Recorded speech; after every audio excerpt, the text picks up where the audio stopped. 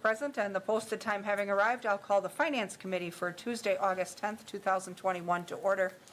The first item on our agenda is the minutes of our previous meeting from 7/13 of 21, copies of which are in the packets. Does anyone have any corrections or revisions for the minutes? If not, is there a motion to approve the minutes? Motion by Watson, is there a second? Second by Herbst. Discussion? Seeing none, members in favor signify by saying aye. Aye. Aye. Opposed? None are opposed, so the minutes are approved. Item number 2 is discussion and possible action regarding approving a shared services agreement by and between the Wasa School District and the City of Wausau for school resource officers. You'll recall that for a number of years now, we've been partnering with the Wasa School District to initially expand the school resource officer program and provide more services to more schools. That agreement is up for renewal tonight, and it looks like the fiscal impact is a reimbursement of just over $153,000 from the school district. Does anyone have any questions about that contract or about the services? Because we do have Deputy Chief Barnes with us if you have questions for him. If not, is there a motion to renew the contract? Motion by Herbst, second by Watson. Further discussion? Seeing none, members in favor signify by saying aye. Aye. Aye. Opposed?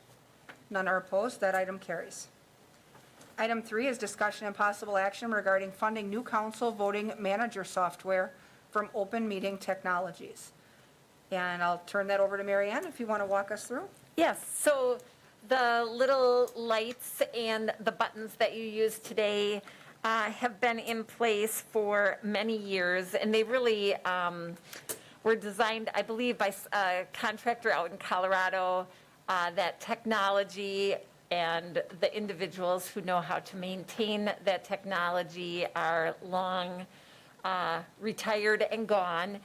We have had kind of continued problems with the software locking up, and we'll have to reboot. And I think, some of that has been aggravated as we get better technology or newer technology on our computers, that the two don't play well because it was based on old technology.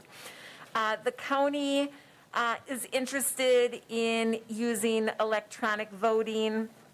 IT department helped the two organizations evaluate software and made a recommendation for this Open Meeting Technologies. Probably one of its strongest amenities is that you can use multiple types of hardware to actually do your voting. So you can vote from an iPad, from an Android, remotely. So if, for example, the pandemic had not subsided, or if it returns and we are working from home again, one of the issues that we were having was people being able to actually vote remotely, and it was difficult for the clerks to manage that. This would help with that process. So it's about $11,000 for the city's share to implement it in the first year, and we would be, going in with the county. That would be helpful for our IT department because they would be able to implement it for both organizations at one time, and really use that knowledge that they've gained to, be efficient. So we've had some savings in accounting salaries within our department because of turnover in staff, and we'd like to redirect that so that we could jump in on this project.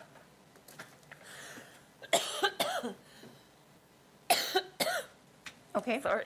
That's okay. And so with a fund source identified, that's super helpful. I mean, it's no secret that we've had issues with the voting software here, and have had to revote or start over or whatever as we went. Committee members, questions on that item for either Mary Ann or for Jerry? If not, is there a motion to approve the item? I got a quick question. Oh, okay, go ahead, Mike. I'm assuming that this system is, compliant with everything that the state of Wisconsin would deem necessary for open meetings? Can you elaborate? What do you mean? Well, There's no statute specifying how to do that, but okay, well, I guess that's the important part, because, you're mentioning voting remotely, and et cetera, so I didn't know if that would be a concern or not, or, I'm not particularly concerned about it. Where certainly, the election stuff that you do is nothing like the elections that we have to do for thousands of people. So it'd be a lot easier for you guys to see if there was any kind of fraud happening, because, there's only 11 of you. But we have went over the security design of this. It's actually, if you've been at county board meetings, they used to have these little things that look like garage door openers that had yes, no, and abstain or request to speak. That company got bought by another company, and actually the owner of that company is still there, but they've redesigned all that software so it runs on an iPad. And I went over it. It's going to be running in a server inside, I don't know if you remember using the term DMZ. So we have our internal network, and then we have this network out in front of us where we post our websites and stuff like that. It'll be out there. okay, And that'll allow it to be accessed from inside and outside. So if you guys, if we put this in place, in order to vote, you guys would all need to have either your phones or your iPads here, and we would probably set up both of them, whatever's more convenient for you. One thing to keep in mind that I'm not super fond of, but there's not a good way around this, is if you did end up all having to send everybody home, like when we had COVID in place, and you're at home, you would need to, you might be watching WebEx on your iPad, and then you would need to switch over to this other app to vote. You can do that on an iPad. You have multiple apps open. Some of you might find it more convenient. You might have a laptop and then your phone next to it, but that's something to keep in mind. It won't be up right. If you were at home working on WebEx, assuming you ever went back to that, the voting's not integrated into WebEx. So I would have loved to see that, and you can vote within WebEx, but this is a lot more sophisticated. okay. So at this point, based on the fact that our council rules currently state that we are requiring in-person participation to be able to vote and participate, we would just need to be here with whatever device we intend to vote on. Yep. Whether it's a Yes. laptop or iPad or whatever. I think any of the devices are going to be fine. Oh, an iPad, I guess the laptop would work, but I think it would be the easiest if it's a phone or an Well, iPad. it has to work on laptop because that's what Deb's using. So True. if you have a council member that's not iPad enabled, then you're going to have something that works on a Okay. laptop. I don't have the answer to that, actually. Well, Okay, I so- do have We a need to get that Dell clarified. laptop, the rugged one, so I would think, I need to find Most out, though, if stuff the app runs can on run on a Dell. laptop. We didn't ask that question. That, and before we buy it, we have to know, because we can't create a situation where members can't vote by whatever means they need to vote, so. Okay. Okay. Is there an option to have an iPad next to your laptop? So for voting, you'd have an iPad, but then the laptop would be for other things? Is that an option? I'm not an iPad fan. I know nothing about iPads. I'm a DOS girl. Then, Madam Chair, I need to check that out. Okay, I didn't ask so- that question. I didn't think about that requirement. Given that, do you want us to hold action on this then until our next meeting so you can research it? You could either do that, or you could approve it pending us making sure that it runs on a laptop. Okay, what's your pleasure, committee? Do you want to hold off and wait for Jerry to check into the laptop use? Or do we want to approve it contingent upon full functionality, and if it works, he can order it? I would say contingent. I really feel it's going to work on Dell. Okay. All right. So then do we have a motion to approve the purchase contingent upon functionality review? Okay, we have a motion from Ryan. Is there a second? Second. Second by Martins. Further discussion or questions? Seeing none, members in favor signify by saying aye. Aye. Opposed? None are opposed, so that item passes. That brings us to item number 4, which is discussion and possible action for sole source purchase of special assessment software. Yep, so if you recall, our special assessment software we use to calculate the bills for sidewalk replacement, street replacement, things like that. Right now, we're using an in-house program that was residing on the AS400, and we are trying to retire that AS400 and move all of the software off. So the last 2 projects that we're trying to accomplish for the city are municipal court, which that is scheduled to go live on September 1st. Okay. and then this special assessment. And, it's in the city's best interest to retire that because the county is also retiring their software, and so we would be the sole, I guess, users of that AS400 and would be responsible for paying 100% of the maintenance. So we've been looking at software, and we've checked out several vendors, and our engineering department and finance staff work together on evaluating the software, and ETI Corporation definitely rose to the top. They've got a number of cities in the state that they're providing services to, and I would say that they have probably the best components to the software and capabilities as far as offering a lot of flexibility of how you can actually do your bills, the interest rates that you charge, the number of years, how you get information into the system. So today they allow easy import through Excel. One of the areas that we were really interested, two areas that we were interested in expanding our use of special assessment software is today we have a number of arrangements with property that actually is outside of the city borders where we've made improvements and special assessments aren't due until the property annexes into the city. Okay. And right now, we're maintaining those on a variety of little spreadsheets, and so you really have to have this institutional knowledge that needs to be passed on from employee to employee so that they know to actually look for that when we have annexations. So that was one area that we saw that we had kind of a big risk of not billing people when they owe us money. The other area is what we call special charges. So when people don't mow their lawn, when they don't shovel their sidewalk, our inspections department goes in and demands that work to be done. And if it doesn't, we send a contractor out to perform the service. When property exchanges hands, the title companies look to see whether that the parcels owe the city money. And one, I guess, weakness in our current system is because we can't track that on a property by property basis in a system that is property fixed, right, address driven, thank you. We miss telling the title companies sometimes when people have amounts due to us because we have to have, again, the different departments are maintaining spreadsheets outside of the accounts receivable system to help crosswalk between the customer account number and the property address. Because, an owner could be a vacant owner that's living in another community. So the invoice is going, let's say, to Pittsburgh, but it's a property in the city. So that was another thing that we were trying to achieve when we went to the new software, and this system could accomplish both of those. We did check with references. We spoke to Wauwatosa. They were, very recommending of this software.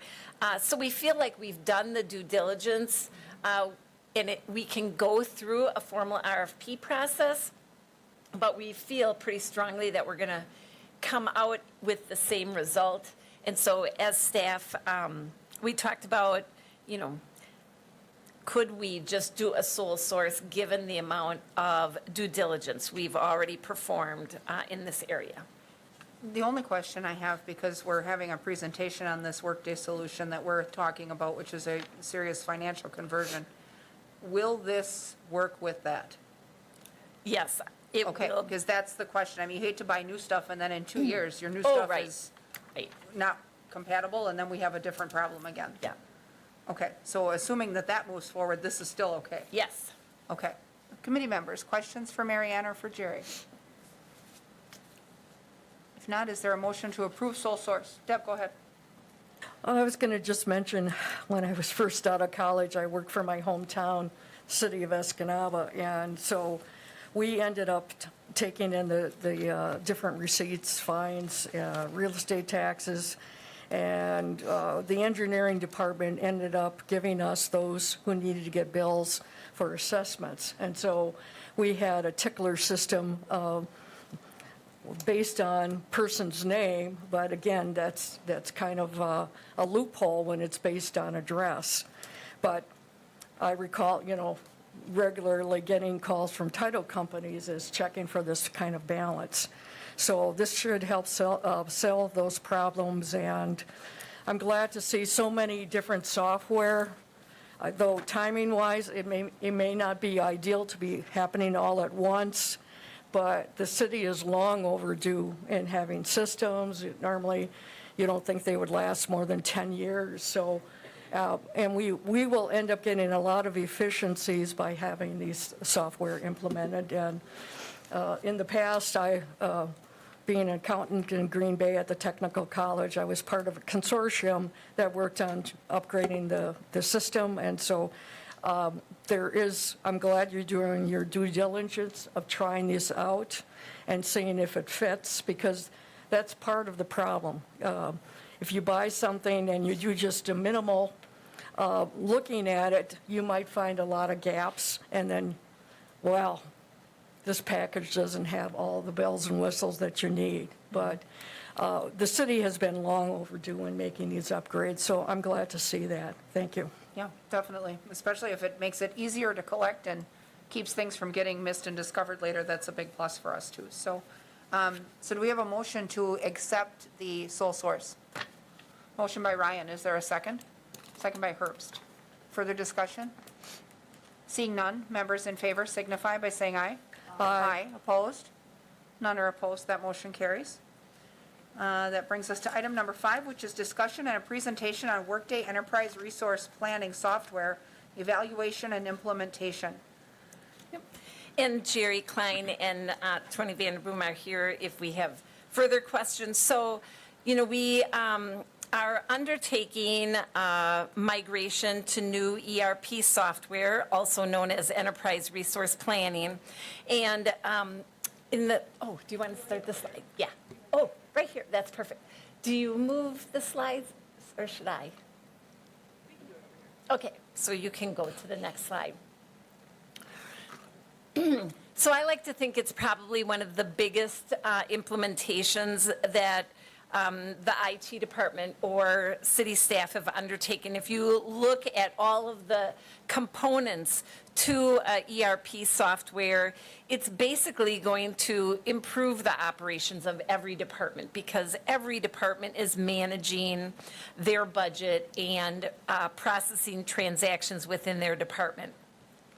We've had Kayenta since 1993, and while we've processed upgrades to the software really has not kept pace with functionality, modern functionality that we really want to achieve to reach our highest efficiencies. So you can go to the next one. We've gone through a very extensive selection process. It's taken us 1 year to get to this point. We hired an outside consultant, Barry Dunn, who has really done a great job of helping us through this process. They helped develop requirements to write the RFP. They helped us with our vendor review and selection, and they also helped us try to standardize our workflows so that we could improve and make further efficiencies. We had an oversight committee that was CCITC employees, county and city finance and HR personnel, but we also really reached out to all the departments because we understood that all the departments were going to need to use this software, and we wanted to make sure that we were meeting their needs and that they had input into the process and into the vendor selection. So really the first step was a survey went out to all the departments. We encouraged as many of the departments and individuals within the departments to respond to the survey. And those, the information that was developed from that survey really helped Barry Dunn write the requirements that we needed. So when we heard from a department, hey, this process is really tedious and we want to improve that, that became a requirement in the RFP. So I think it was in January of 2021, we received 12 proposals. We spent, those proposals were massive proposals. We, read through all of those and selected the top 3 vendors to set up demonstrations. Those demonstrations took place over 8 days. Each vendor had 2.5 days to do their demonstrations, and we had multiple tracks going on. So, there was a HR track and a finance track. And so it was a very time-consuming process. Again, organization-wide, people were invited to attend those meetings and they were given opportunities to ask the vendors questions directly and to kind of highlight areas where they thought maybe it was a shortcoming in information that we needed. After the demonstration of those 3 vendors, the oversight committee spent hours and hours interviewing references. I mean, these weren't just brief telephone calls. We would have appointments scheduled that lasted an hour to an hour and a half, where we were really looking and digging into how their implementation went, what kind of ongoing support that they were receiving, changes to fees, how the software was maintained, how upgrades went. I mean, it was very revealing. Some of the, one of the top 3 vendors, one of the clients said, we don't even put in our upgrades anymore on a timely basis because they've been so poorly tested that, it's just not efficient to do it because we find them to be in such poor condition when they're first released. Based on the information that we gained from those reference checks, we narrowed it down to 2 vendors. Those 2 vendors were asked to actually open up sessions again where, again, organization-wide stakeholders were allowed to actually test drive the software so that we were able to see, well, what is it actually like to process a payment? And then also we talked to those top 2 vendors about, well, what would their implementation approach be? Is it going to be big bang? Are they going to phase it? How will they help us develop a new chart of accounts? How do they see us loading our existing data? And based on all of this information, it was great because we had unanimous support for the Workday software. So you can see after a year that staff are heavily invested in the process and have really committed a lot of resources of all 3 organizations, as well as spent dollars outside for our consultant to really come to this conclusion that Workday is the right solution for the city. So, if we try to summarize what we're all going to try to accomplish, it's to, improve our processes, accounting and information that we get are based on transactions that are processed. So if we can improve our transaction processing, that is one area that we can gain both efficiency and accuracy. So, having workflows built into our processes, eliminating paper-based processes and manual entries are really important to us. And another area that we have found that we were really lacking in is kind of being able to track those types of activities that can fall outside our calendar or fiscal year. So Capital management and grant management are two areas where they don't often replicate your calendar year because they may go beyond. You could have, the police department, for example, has grants that are 3 years long. If you have a grant with the state, it's usually a June fiscal year. Those are areas where we ultimately end up managing a lot of spreadsheets to try to track the information based on those requirements of that grant. Manual entries. I looked at how many journal entries we in the accounting are processing each year. A journal entry is usually recorded when the accounts payable function or the accounts receivable function or some other transaction processing doesn't capture the activity in your financial records, or you need to allocate something or correct something. We processed 4,224 journal entries. That's over 350 a month. We have been guaranteed, and you could see just by the demonstrations of the software, that those types of entries will be significantly reduced. Those entries take a lot of time. And so we're hoping that we'll get a lot of efficiencies in our processes. Being able to use new technology is also really important. Our current software really struggles managing electronic payments. It also really struggles with file sharing. So again, we're relying a lot on Excel spreadsheets to do our work. Improving access to data and information. Kayenta is not an easy software to use. And so, I know that department directors and department managers really struggle accessing financial information so that they can manage their departments or their department budget well. It's really hard to expect that a department director that really only needs to look at their budget on an occasional basis or, really delve into something on an occasional basis to become, fluent in Kayenta.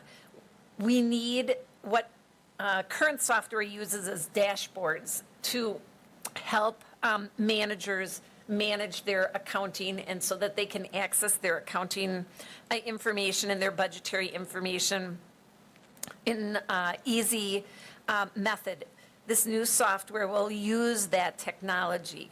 Another area that will help improve is through the use of portals. So today, when employees lost their W-2, they need a paycheck stub because they're applying for a car loan. They want to change their W-4 because they had another baby. All of those things require a paper document, and they require other employees to stop their work to serve that customer, which is our employees. A portal can really eliminate some of that, because if someone has access to a computer, they can go in there and get their own W-2. They can go in and get their own paycheck stub. They can check their vacation balance. Those are all things that you expect a software system to have. And also improving financial reporting. Again, today, for almost all of our financial reporting, we're relying and we're regurgitating the information in Excel so that we can put it in the format. Our annual financial statements, I didn't track it hour for hour, but I would estimate I have over 80 hours in producing that financial statement. And it's all because we're regurgitating and trying to massage the information that exists, but it doesn't exist in the proper format. Those are other areas and examples of how we can improve our processes and the goals of this new system. Another area that I really want to highlight is the increased collaboration with the county. So back in 1993, the city, the county, and IT all use Kayenta software today.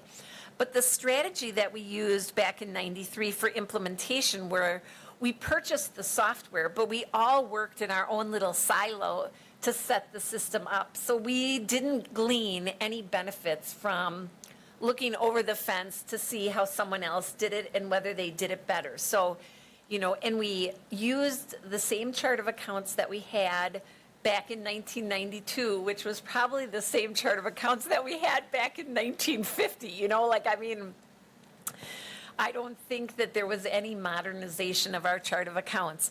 And so while we may have developed a quantity purchasing benefit, and our IT department received some benefit from only having to manage one system, because we use our software so differently, IT and staff are not able to glean benefits from time management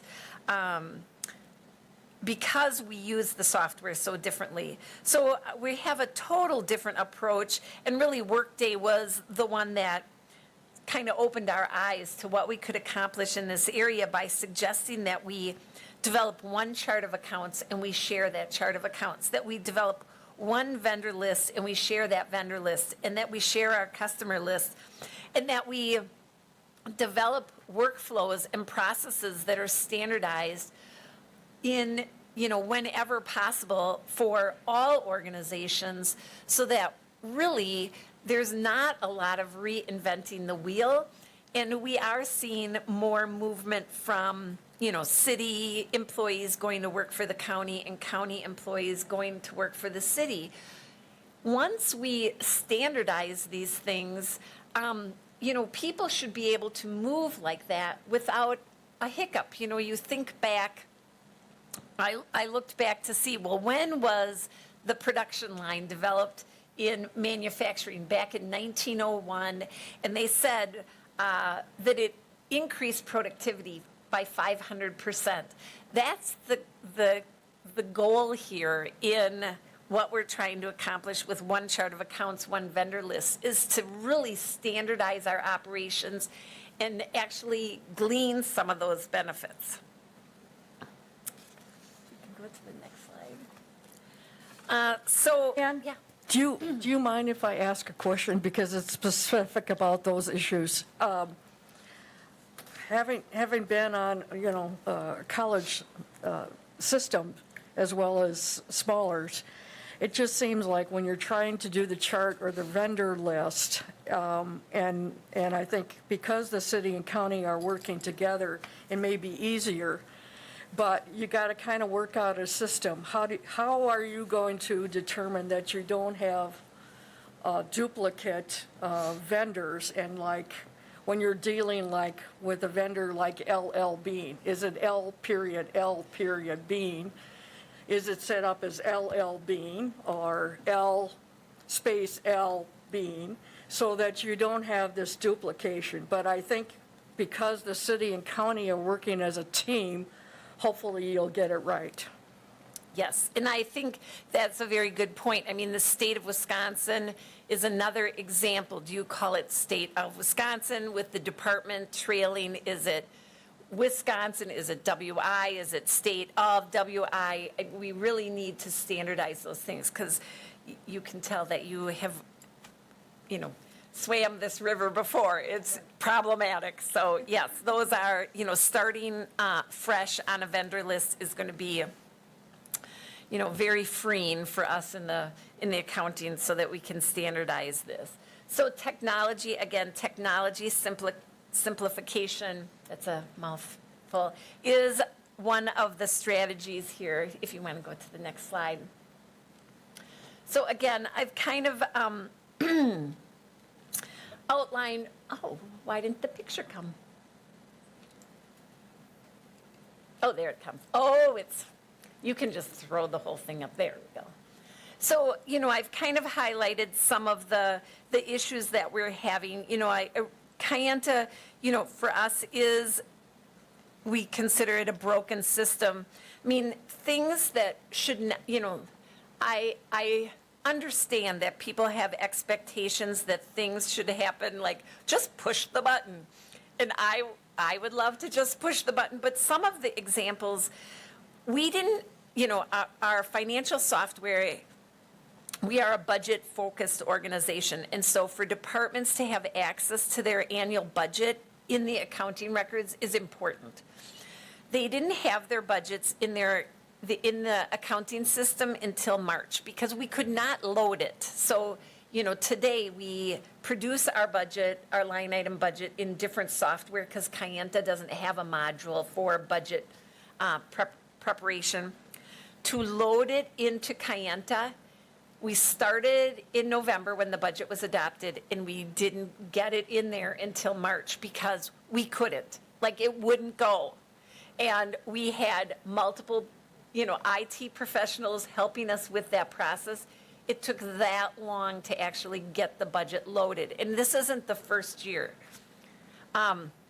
Another example of some of the challenges is today there's a weakness in the system in that when people are processing transactions, Kayenta is very year-focused. And so you go one place if you're in year 2020, and you go to a different, what they call data set, if you're entering transactions in year 2021.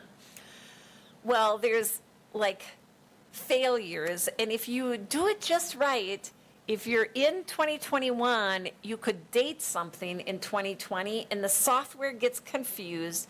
It posts half the transaction in one year, half the transaction in the other year, and you cannot, and it throws some of the transaction in year 99999, and you cannot remove them then, because it's like it loses track of its process. So we had some of those that happened in 2020. We just got them, like those poltergeists removed from the system in July of this year. So, like things that really should not even be problematic, we are expending mass resources trying to do these things.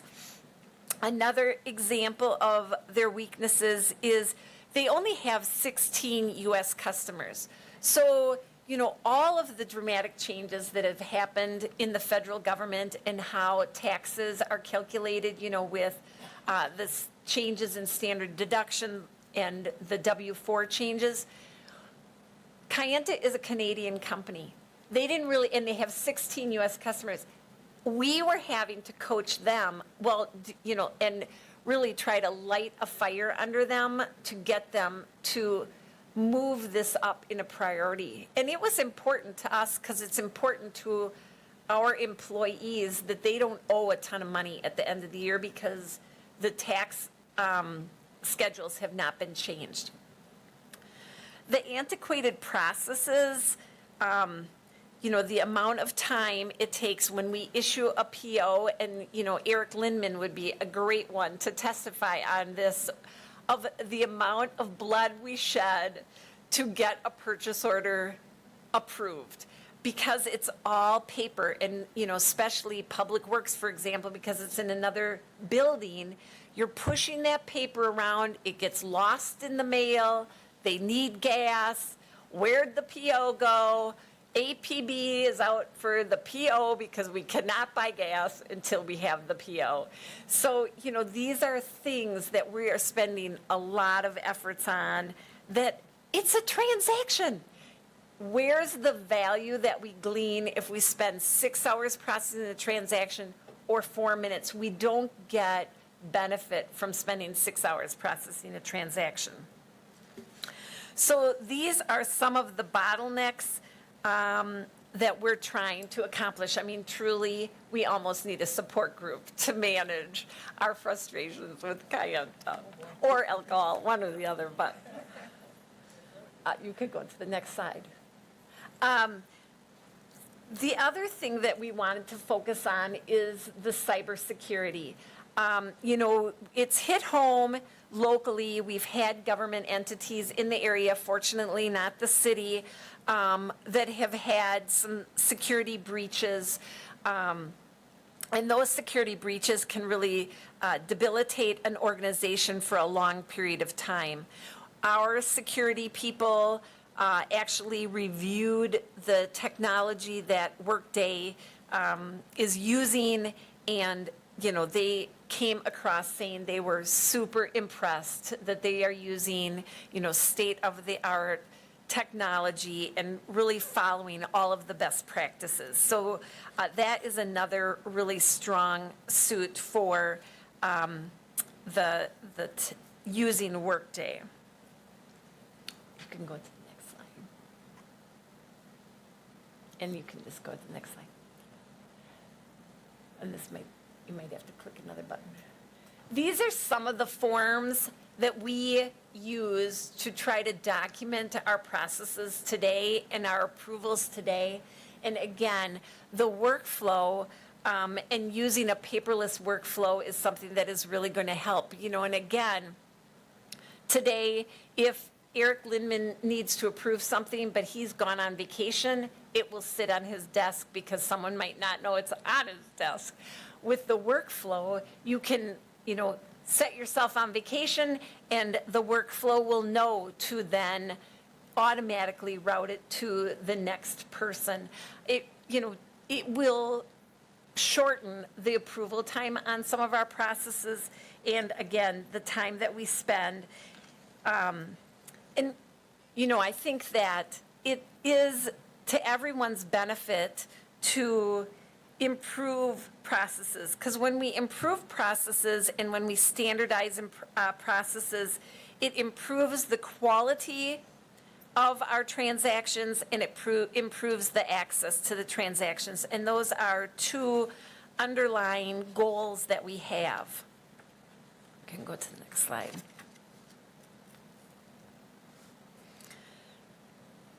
Now, I think the next couple of slides have testimony from other Workday clients, as well as some estimates of what money we're going to save.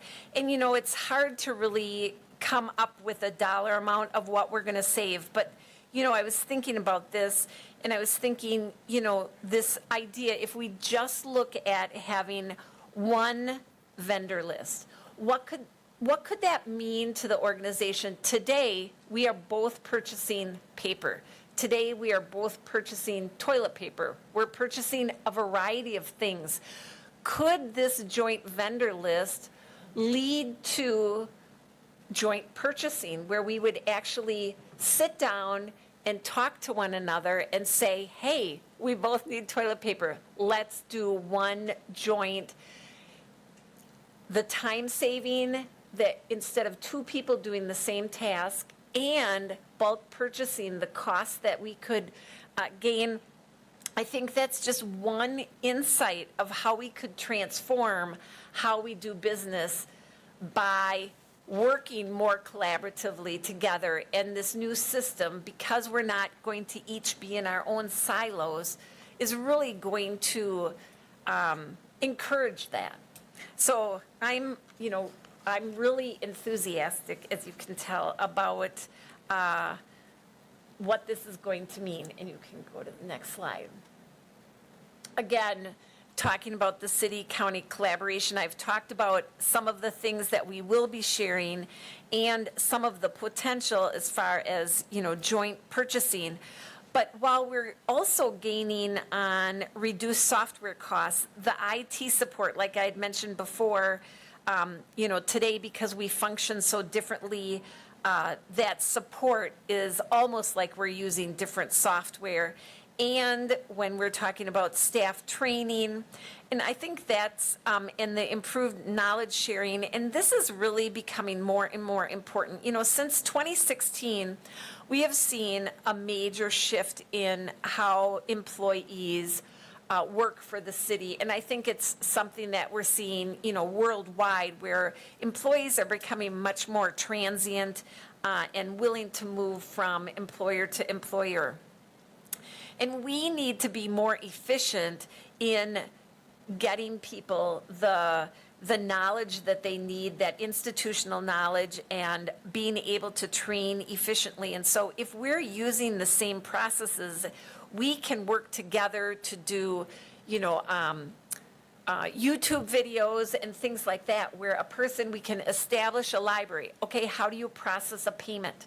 And we can have a YouTube video that someone can watch, or if they forget how to do something, they can go back. But we're, again, not going to be duplicating those processes.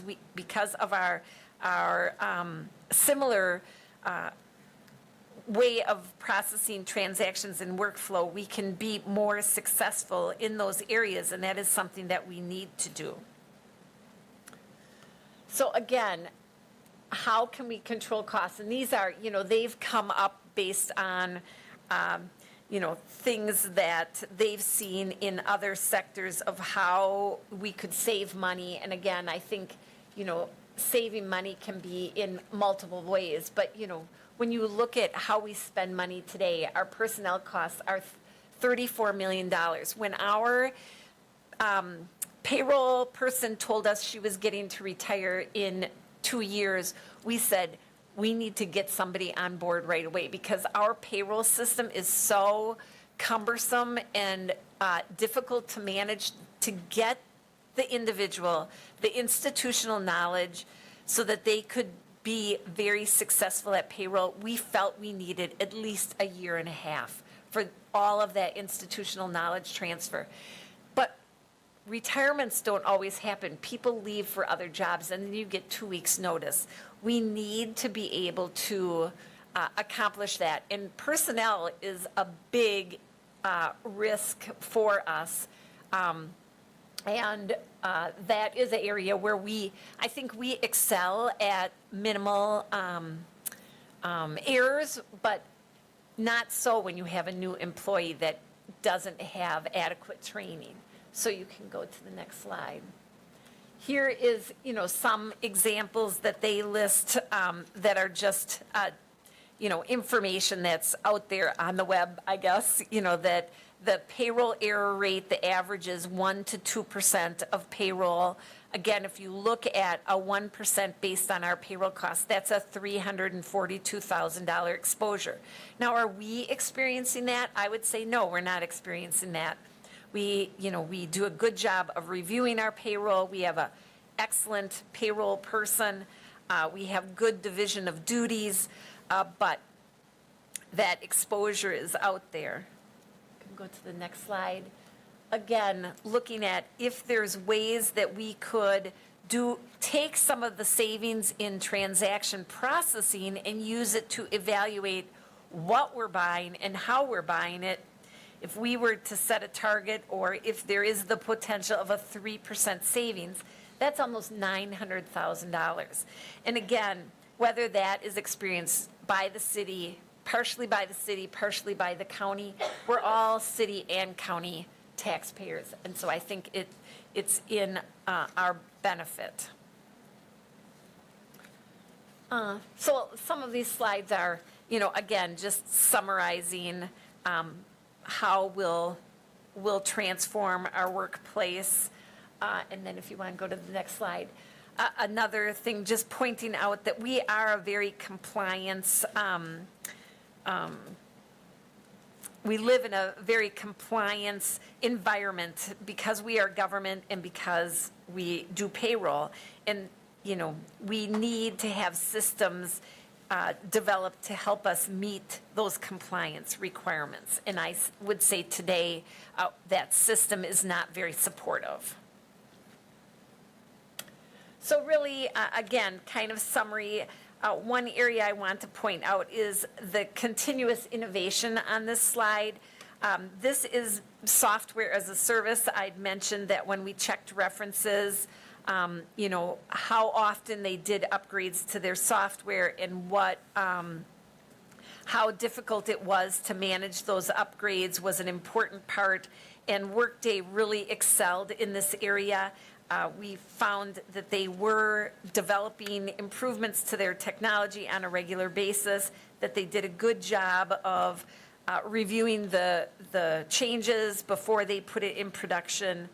And because we're purchasing that, our software will basically be forever new.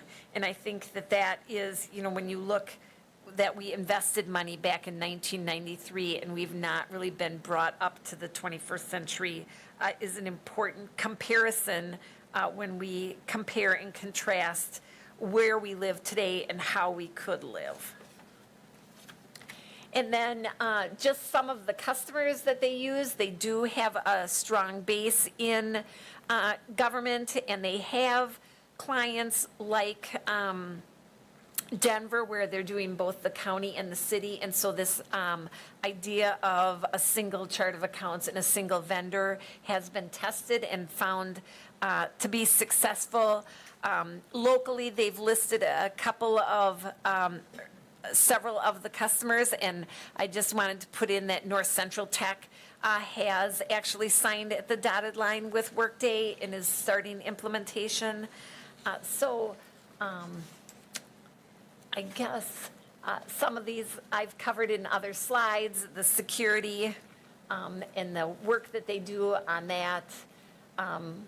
You know, when you're doing software as a service, your disaster recovery, your updates, your backups, a lot of that is, you know, is not that it's taken care of, but it's streamlined, and you have it being stored someplace else, so disaster recovery, you know, is benefited in that area too. And just, you know, more, I guess, food for thought if you want to continue to look through the PowerPoint of some of the areas where it's going to help us. Again, the 60% reduction in the annual budgeting cycle, I pointed out, just loading it will be a 60% reduction in time.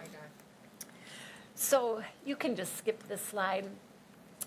It's, you know, I think I've done and tried to be thorough about how much we've invested in this selection and the fact that it's going to touch every aspect of how we process transactions and how departments manage their budget. But that doesn't come without a cost. And so it is expensive. And I think, you know, we appreciate that it's hard to prioritize this compared to all of the other needs that the city has. But you can see that in 2021, again, we want to go live on January 1st of 2023 because that is really going to help with payroll. Again, you know, when you look at generating our W-2s and doing our payroll taxes and all of those things, it's very helpful if you can implement new software on January 1st or a quarter. And so this schedule is based on a January 1st of 2023 go live date. But it counts on the fact that we will go and get a contract signed in September so that we can actually start working on implementation in October. And so our share of expenses in 2021 would be about $378,000. We have $167,000 budgeted in 2021. We think we're looking, the law enforcement software implementation is nearly complete, and that came in, you know, because we always put contingency in these budgets. So we've got some savings there. So we're hoping we'll be able to make up the difference by a transfer out of that law enforcement software so that our 2021 financial gap would be, we could close that gap. In 2022, we would be looking at 1.3 million. In 2023, about 420,000. And then in the future, our new costs would be about $165,000. The total annual cost of managing this is about $900,000 a year.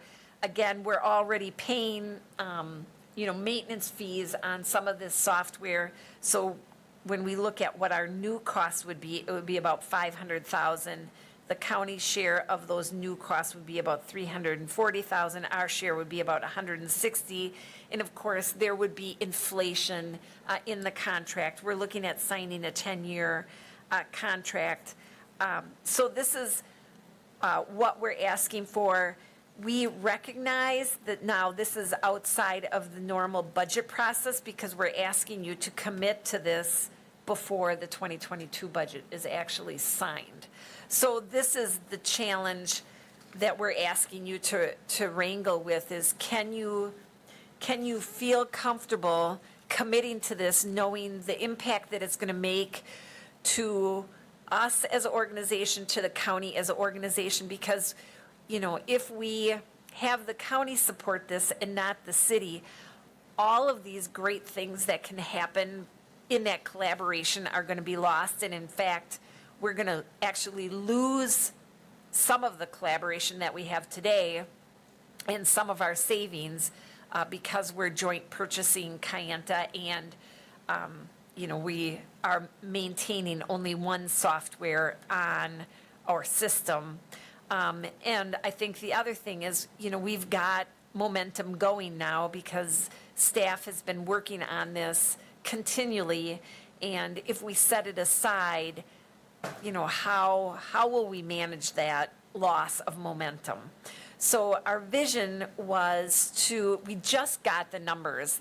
We've been working, you know, there are included in the cost some upgrades that we need to do to other software to interact with Workday properly. That includes our point of sale software, our public works fleet, and our debt and investment tracking. And so those costs are included in this budget.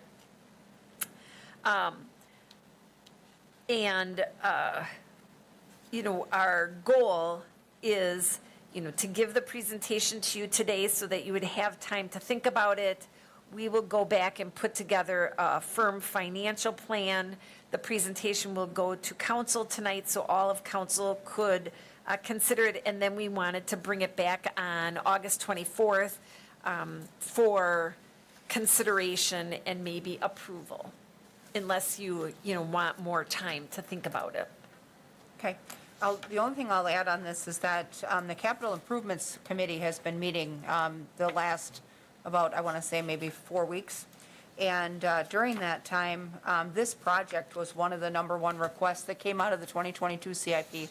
That committee completed its work yesterday, and this project was one of the most highly scored recommendations in the entire plan. So the recommendations coming to us from the CIP committee, this one is one of at the top of the list. It scored either 100 or just over 100 points.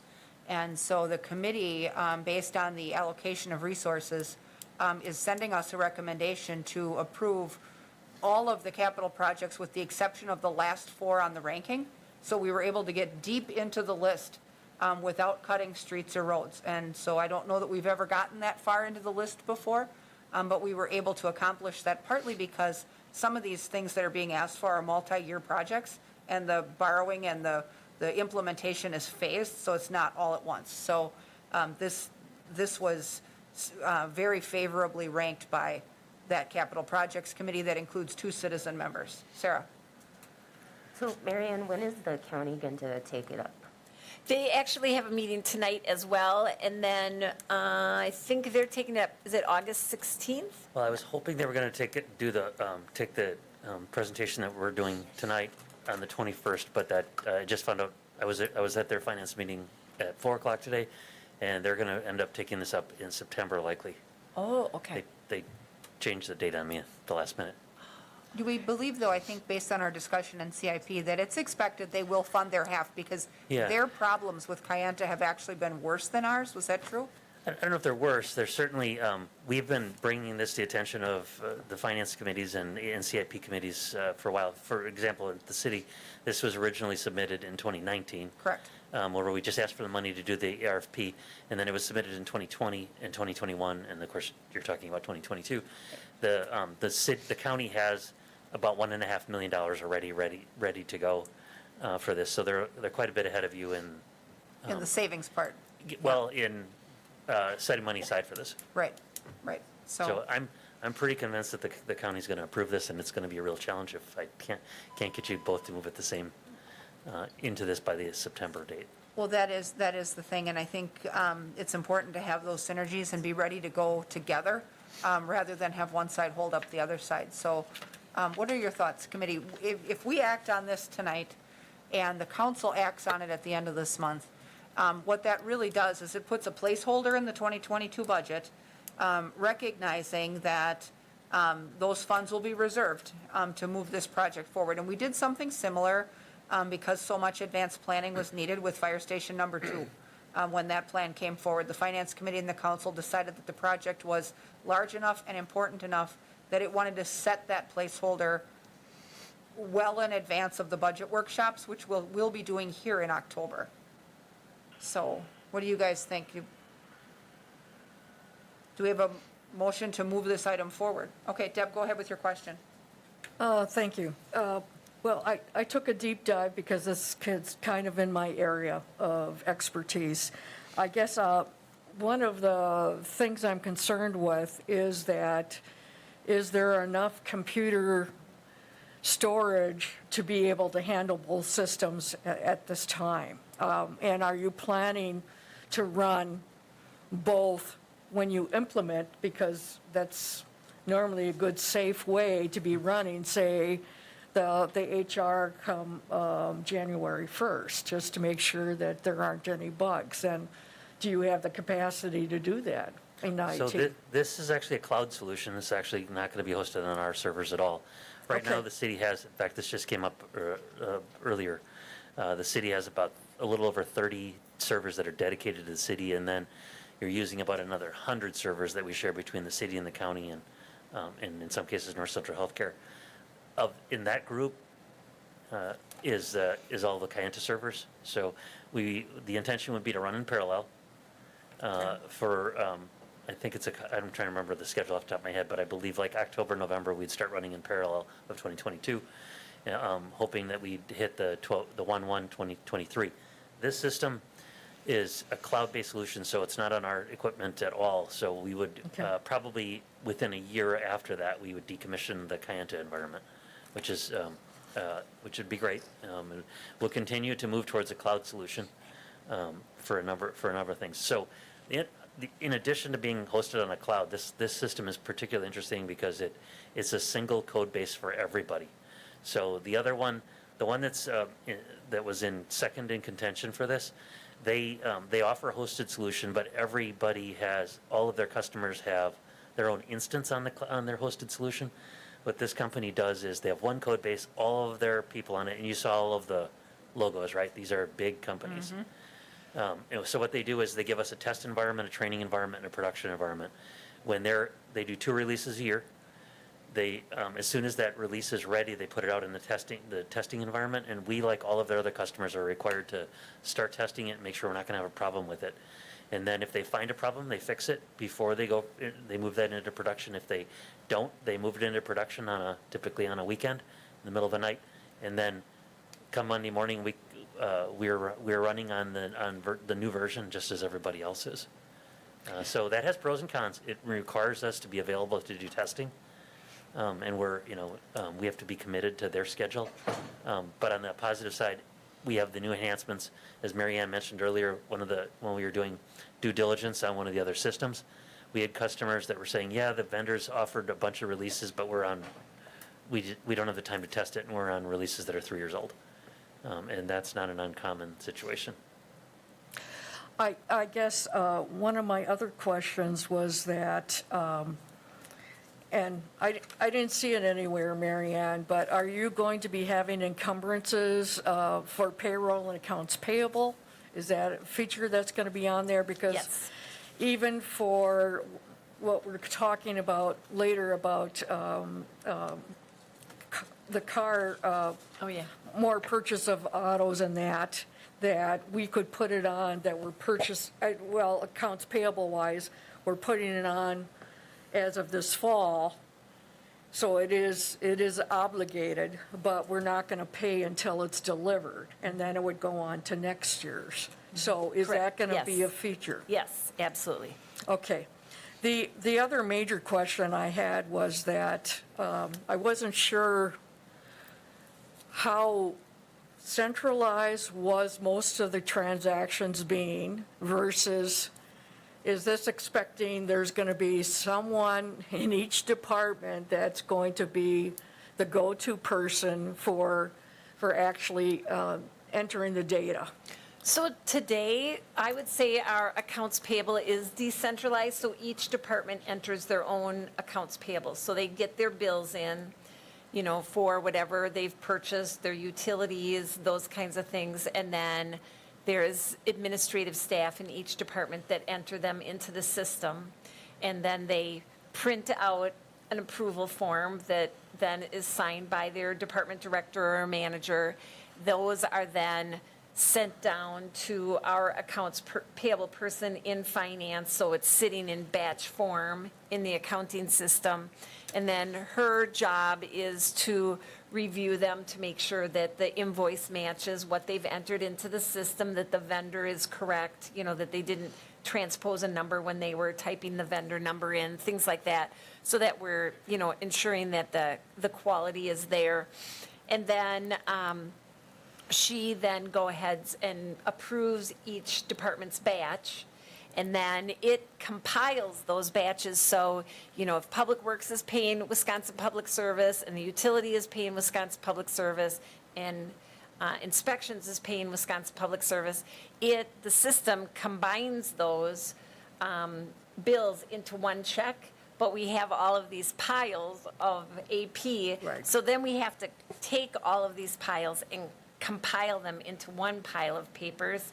And then, once we've done that, then we send it to Imogene so that there's a electronic copy of the document. So, you know, today, in the new system, the department would still enter it into accounts payable or the encumbrance system, and then through workflow, it would get imaged at that time. They would scan it into their computer when they're paying it, the actual copy of the bill.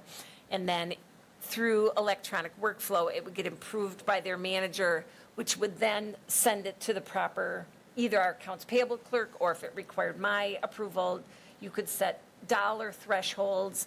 And then it would be ready for the actual payment. This will be, if it's done right, will be a completely paperless process. Yep. Where our current process has a lot of stops, goes to paper, comes back to electronic, goes to paper, comes back. That electronic workflow that Mary Ann talked about, that is, in my opinion, the key component of buying this product. That's where you set up, someone requests something in a purchase order, someone else approves it, it gets moved to the person that's going to order it, it gets received, the bill gets paid. All of that will be completely electronic with this workflow tool. In fact, that's actually where a lot of the work is for us. This is going to be a huge investment in time for our staff. They need to set all those workflows up. And then Mary Ann didn't touch on it too much, but I wanted to mention there's significant improvements in HR as well. They have a completely electronic onboarding module, which is, onboarding is the term you use when you're hiring people and bringing them in. And then when we're ready for health insurance enrollment, they have they have a portal. Our employees at home would be going on and doing open enrollment, picking the health insurance plans that they want.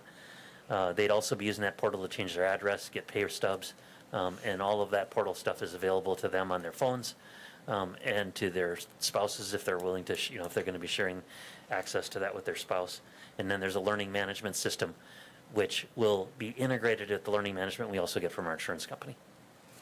Okay, and I guess one of the other things I was going to mention is that how are you going to, within the new software, handle the history of the prior years? Are you just going to end up putting in balances? So for, director, secretarial assistant, and so that at some point you need to drop the old system, but that you may want it in the next couple of years for comparison purposes to look at different positions and that. And I don't think you want to end up We're not putting going to that actually, in. we're not going to convert a lot of data over to the system. That's super expensive to do and it's really time consuming. But one thing to keep in mind is on our current system, both on the HR side of it and on the financial side of it, we produce a ton of reports that get converted to electronic images and are stored in our image system, our Laserfish system. I'm expecting that we're going to continue to use that. Somebody needs to look up something that happened. Hey, what did we pay this vendor 2 years ago? We're not going to go into Workday because we're not going to bring that much data over. We're really only going to bring over the vendor lists and current stuff that we owe, and the current employees and the current payments to people. So we're not going to be doing a lot of data import on this particular one. It's a little scary because we have 26 years of data in Kayenta, and Mary Ann goes back. Well, that's and what I pulls was stuff from worried about. years. At Yeah. some point, you might be asked, especially on the Yeah. HR side of Yeah. the details. So we'll rely on two things. We'll rely on using the reports that we have in Laserfish today from all of the stuff that we do constantly in it. And second, when we do decommission Kayenta, we'll export all of the data from its Oracle databases that they have into some local SQL tables. We'll probably have our IT staff make a simple search tool against it, but this system that we have, Kayenta, is super old. It's really poorly designed, and so it's going to be really limiting on what we can actually do with exporting that data. Okay. One other question is that, can you have 2 years open, say that some grants do not follow the calendar year like the city does, so that can you end up, instead of just recreating in the new year what the balance was for last year, can you go ahead and have grants that are over multiple Yes. calendar years? Yes, and that's one of the strong suits of the software, and one of the challenges that we have with our current software is it does a great job of tracking expenses, multi-year projects, multi-year grants. Great. I guess from what I looked, deep dive in things, I guess I'm quite impressed, but it's, I realize this is going to be a big effort, and you're probably going to need additional staff during the implementation, just because of you're going to be running the both systems. And we have that built into those numbers. There's a lot of detail behind those numbers, just a pretty giant spreadsheet that's behind it. We're anticipating have some staff augmentation in both finance and HR, and in my team. The county is actually doing the same thing. They have, because they're a lot larger, they have probably twice as much staff augmentation expectations.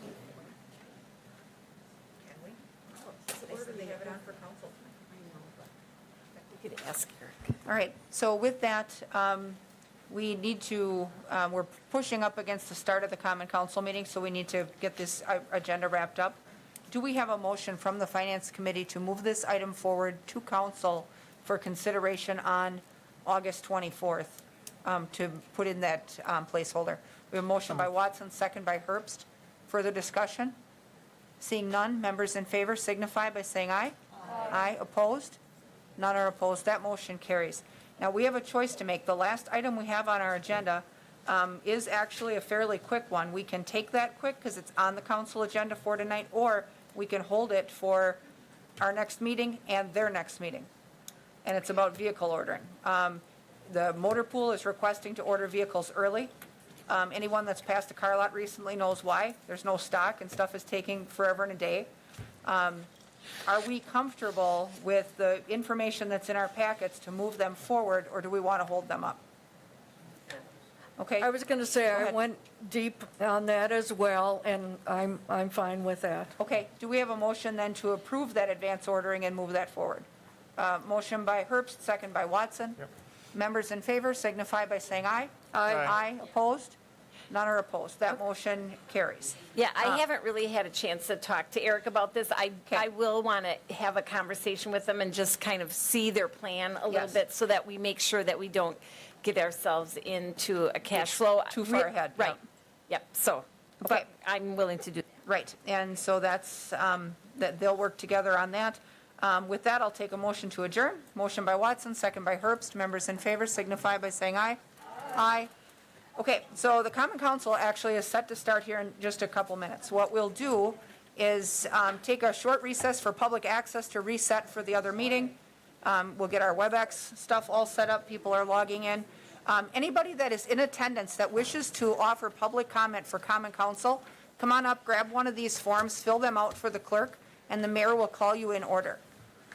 And so we'll probably be underway here with that in about 5 minutes, but we'll give everyone time to register before we start.